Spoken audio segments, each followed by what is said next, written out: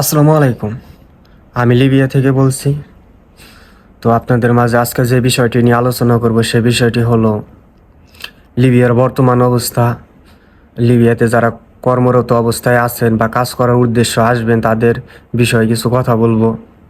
আসলেই এখন লিবিয়াতে বর্তমান অবস্থা ভালো না, মোটামুটি ভালো না। কারণ এ জায়গায় এখন অবৈধ লোকদের খুবই হয়রানি হইতেছে।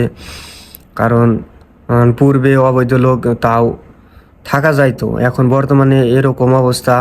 কাগজপাতি করার জন্য প্রশাসন বলতেছে বা এই দেশের রাষ্ট্রীয়ভাবে কাগজপাতি করার জন্য বলতেছে। তো যারা অবৈধ আছেন তাদের জন্য থাকা মুশকিল। কারণ এখন পতাকা, ভিসা এগুলো লাগাইতে বলতেছে। তো যারা এই জায়গায় কাজ করার জন্য আসেন বা আসবেন তারা অবশ্যই এগুলা লাগিয়ে নেবেন বা পতাকা বা কাগজপাতি সব কিছু ঠিক করে নেবেন। যারা কর্মরত অবস্থায় এই জায়গায় আছেন বা কাজ করবেন এরকম উদ্দেশ্য নিয়ে আসতেছেন। আর যারা ওইদিকে যাবেন তাদেরকেও বলি যে এই দেশে বেশি দিন থাকা উচিত না, বা যত কম থাকতে পারবেন তত আপনার পক্ষে ভালো। কারণ এই দেশের অবস্থা তেমন এখন ভালো না। এদেশে এখন সব অবৈধ লোক ধরতেছে। যেমন আমার রুমের সামনে থেকে আমার রুমমেটই ধরে নিয়ে গেছে দুইজন গতকালকে মানে আমি শুয়ে রয়েছি, তো বাহিরে থেকে দুইজন আর কি ধরে নিয়ে গেছে, নিয়ে মনে করেন জেলে নিয়ে গেছে গা। তো হয়তো আমার কপাল ভালো। তো যারা আছেন তো তাদেরকেই বলি যে কাগজপাতি সব ঠিকঠাক করে নেবেন। এখন লিবিয়ার অবস্থা তেমন ভালো না, আগের তুলনায় অনেকটা খারাপ হয়ে গেছে। আর যারা আসবেন লিবিয়ার উদ্দেশ্য তারা দালালের সাথে মানে ঠিকঠাক করে নেবেন, যে যাওয়ার পর জানি কাগজপাতি দালালে কইরা দেয়, এরকম করে আসবেন যদি কাজের উদ্দেশ্য আসেন। কারণ কাগজপাতি করতেও টাকা পয়সা লাগে, ভিসা লাগাইতে, পতাকা করতে টাকা পয়সা লাগে। তো যদি দালালে করে দেয় তাহলে তো সেটা ভালো, যে এইগুলো আগেই মিটিয়ে নেবেন। আর যারা ওই দিকের জন্য আসবেন তারা কাগজপাতি না করলেও হয়, যারা বডি কন্ট্রাক্টে আসেন তারা তো আর কাগজপাতি না করলেও হয়।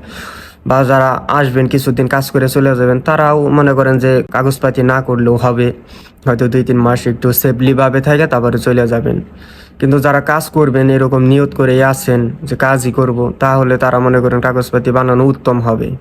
সবাই বানাচ্ছে, কারণ এখন কাজ করতে গেলে কাগজপাতি বা ডকুমেন্টগুলা সঠিক থাকলে কাজ করতে ভালো লাগবে আপনার, আর বৈধতা পাবেন এবং একটু ভয়ভীতিও কম থাকবে।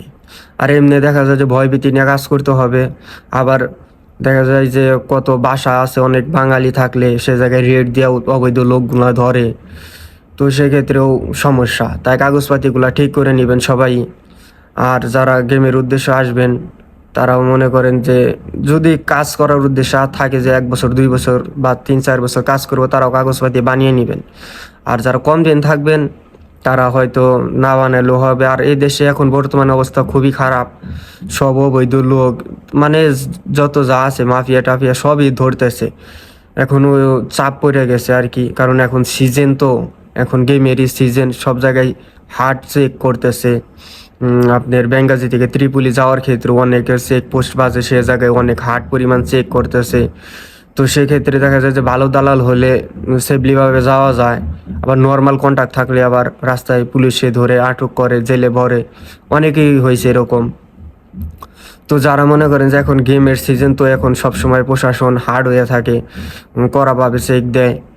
তো যারা আসবেন গেমের উদ্দেশ্য তারা এই দেশে বেশি দিন না থাকাই ভালো।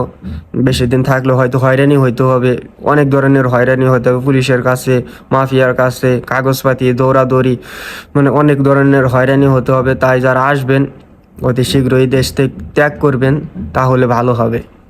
আর বর্তমান এই সপ্তাহে কম ভোট গেছে, আগে অনেক তুলনায় কম ছাড়তেছে। আর হয়তো সামনে আরো ছাড়বে।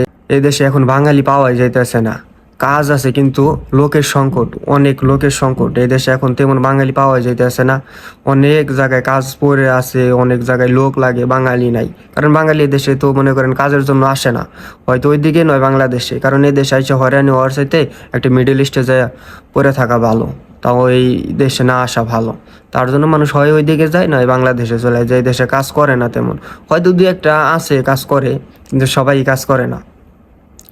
তাই বলি কি যে অনেক লোকের সংকট পড়ে গেছে, কাজের জায়গা আছে কিন্তু লোক নাই। তো আপনারা ভালো দালাল ধরে আসবেন।